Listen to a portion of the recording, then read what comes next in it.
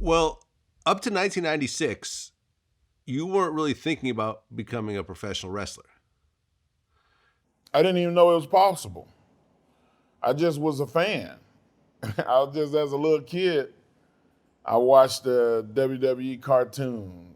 I watched Monday Night Raw all the time. I watched the pay-per-views, and I grew up in Central Texas or in Southeast Texas, and my grandmother would take me to watch the wrestling matches. That was me and my grandmother's thing. Nobody else in my family were wrestling fans. It was just me and her.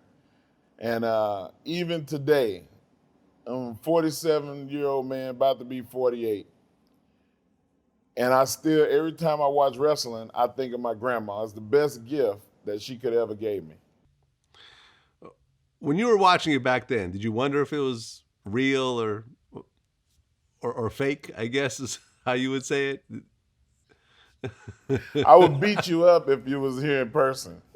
Uh, no, wrestling is not fake. It's predetermined. It's a difference.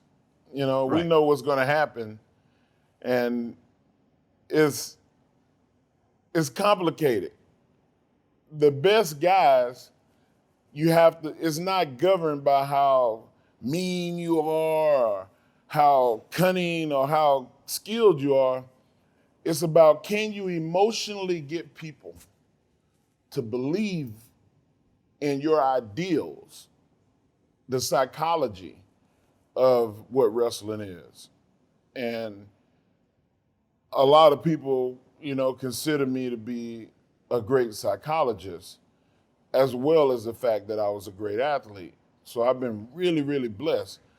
This is not a, hey, Mark, pat yourself on the back thing. It's reality.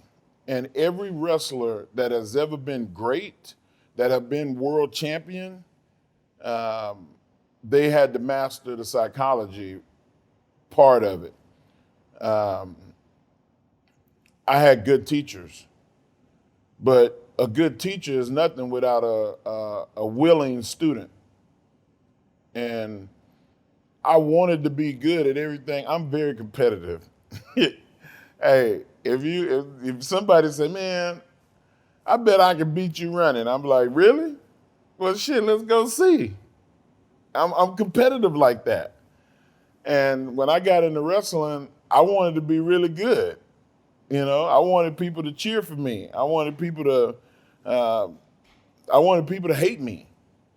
And if that was what the role was for me to fit, and I was able to accomplish that.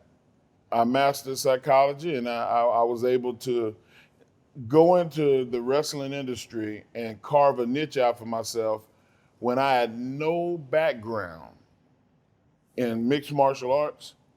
I had no background in acting. I had no background in pro wrestling, and I was still able to be the best in that world. And man, I'm proud of that.